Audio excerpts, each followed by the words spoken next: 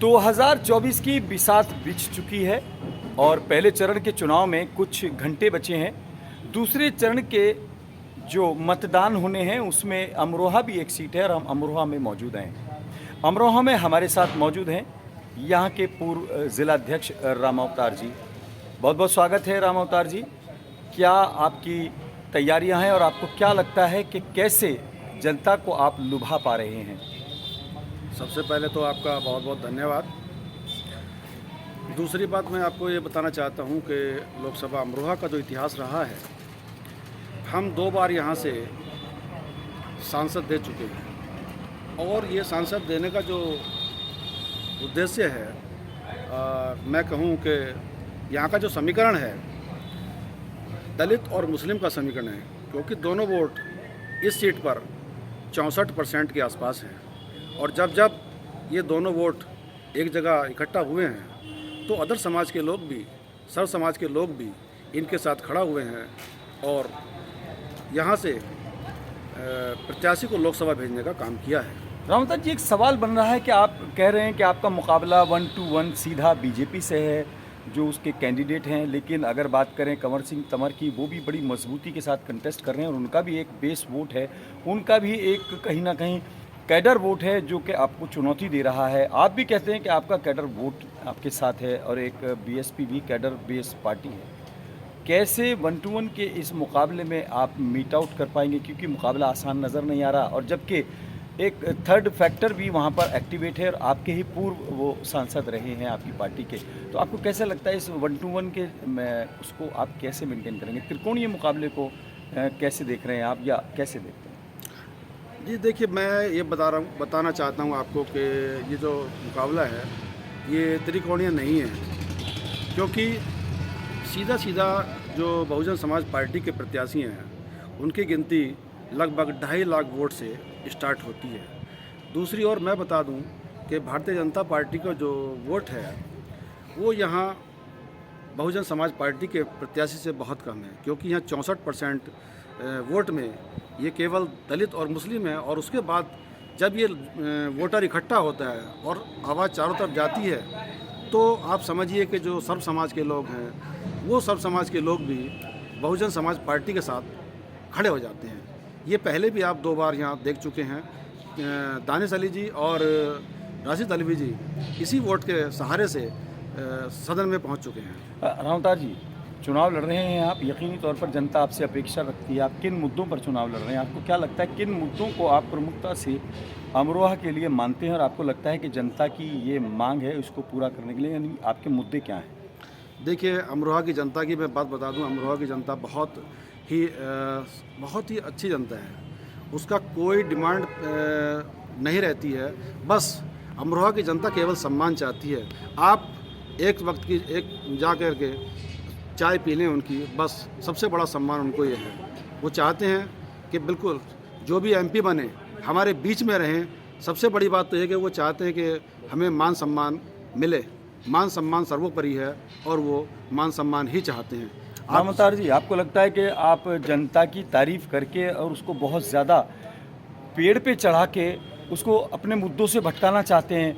मान सम्मान तो चाहिए ही चाहिए, वो बहुत अच्छी जनता है, वो आपके बीच में रहें, लेकिन यहाँ पर मैं देख रहा हूँ कई ऐसी चीज़ें हैं, रोज़गार को लेकर यहाँ पर बहुत खामी नज़र आती है। यहाँ पर ऐसा लगता है कि उस पर काम नहीं हुआ। उसके अलावा और बहुत सी चीज़ें हैं जिसमें ख़ास तौर से बात करें, यहाँ पर सफाई की व्यवस्था है, नाली की खड़ंजी की व्यवस्था है, नगर पालिका को लेकर बात करें, जो ऐसी मूलभूत सुविधाएँ हैं उनको लेकर भी बात की जाए, तो क्या आपको नहीं लगता है कि ये बहुत ज़रूरी है? देखिए आज़ाद जी, जनपद अमरोहा को, यहाँ की जनता को माननीय बहन जी ने बहुत कुछ दिया है। इसमें कोई तारीफ करने वाली बात नहीं है।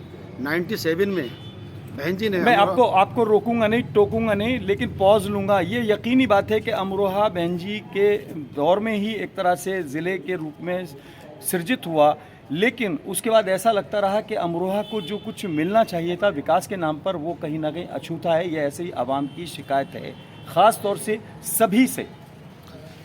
नहीं, देखिए, जब से ज़िला बना, मेरी बात बीच में रुक गई थी 97 में, तब से अमरोहा में मुझे भी लगभग यहाँ 35 साल से कंटिन्यू मैं निवास कर रहा हूँ और जो पहले की स्थिति थी अमरोहा की, आज उससे कई गुना बहुत अच्छा है। और सबसे बड़ी बात यह है कि जब से माननीय बहन जी ने इसको जिला घोषित किया है, तब से हमारी जो जनता है दिन भर में कम से कम 2 से 4 बार जब चाहे 10 मिनट के अंतराल में, 2 मिनट के अंतराल में यहाँ से अमरोहा से हमारा जिला मुख्यालय है, डीएम साहब से, कप्तान साहब से, एसडीएम साहब से, सबसे बड़ी आसानी से मिल सकती है। पहले हमें मुरादाबाद जाना पड़ता था, लेकिन आज हम अपना कोई भी समस्या के लिए डीएम साहब से या कप्तान साहब से बड़ी आसानी से हम मिल सकते हैं। रामअवतार जी, आपके सामने बीजेपी के उम्मीदवार हैं, उनसे भी मुकाबला है, आपके सामने इंडिया गठबंधन के भी उम्मीदवार हैं। बीजेपी की बात करें तो वो बहुत ताल ठोक के और बड़े कॉन्फिडेंटली कह रहे हैं कि डबल इंजन की सरकार है, अमरोहा को बहुत कुछ देने का वो वादा कर रहे हैं। आपको क्या लगता है उन वादों में और आपके पिटारे में क्या है? जी देखिए, भारतीय जनता पार्टी केवल वादे करती है। 2014 से आज तक देख रहे होंगे कि जो भी उन्होंने, चाहे 15 लाख का वादा हो या और कोई वादा हो, केवल वादे किए हैं, ग्राउंड पर कुछ नहीं दिखता है। और जहाँ तक मैं बता रहा हूँ, मैंने सुना है, मैंने देखा है कि चाहे रेल हो, चाहे तेल हो, चाहे LIC हो, कुछ भी हो, सबको उन्होंने बेचने का ही काम किया है। और रही दूसरी गठबंधन की बात, गठबंधन में देखिए केवल जो कांग्रेस है, कांग्रेस का बेस वोट यहाँ हर विधानसभा पे मान लीजिए या पूरी लोकसभा पे 10 से 12 हज़ार वोट है, उससे ज़्यादा नहीं है। बाकी जो समाजवादी का वोट है, उस समाजवादी के वोट ने 2022 में आपने देखा होगा कि पूरी मेहनत यानी कि 99% वोट समाजवादी को दिया, लेकिन वो अपने नुमाइंदे नहीं ले पाए। और यदि यही वोट बहुजन समाज पार्टी के वोट के साथ मिल जाता है तो समझ लीजिए कि आपकी फतह हो जाती है, क्योंकि ये मिला के 64% बन जाता है। 64% बन जाता है। ये इनका एक मैथमेटिक्स है। राजनीति के साथ साथ चुनाव में ख़ास तौर से मैथमेटिक्स भी बहुत काम आता है। लोगों का दावा है कि चुनाव त्रिकोणीय हो सकता है, लेकिन बीएसपी का दावा है कि उनका मुकाबला बीजेपी से यानी आमने सामने का है। 12 लिए जनता तय करेगी। ज़्यादा दिन नहीं बचे हैं, लेकिन आप भी अपने मुद्दों को सामने रखिए, अपने नेता से अपनी समस्याओं को, अपने मुद्दों को रखें, क्योंकि अगर आप सिर्फ मान सम्मान के अलावा या मान सम्मान पर ही संतुष्ट हैं तो यकीनी तौर पर नेता आपके बीच से गायब हो जाएंगे, जो कि पिछली बार आपका आरोप है कि पिछली बार के सांसद आपके बीच से गायब हो गए थे। आप भी जागरूक होइए। जनता से हमारी अपील है कि वो अपनी समस्याओं को कमेंट बॉक्स में डालें। हम उन बातों को उठाएंगे, आपकी आवाज़ को उठाएंगे, कोशिश करेंगे कि आपके मुद्दों को हम ऊपर तक पहुंचाएं, प्रशासन तक भी और नेताओं तक भी और पॉलिटिकल पार्टीज़ तक हम इन सवालों को पहुंचाएंगे। आपसे ये भी रिक्वेस्ट है कि इस छोटे से चैनल को सब्सक्राइब ज़रूर कीजिए।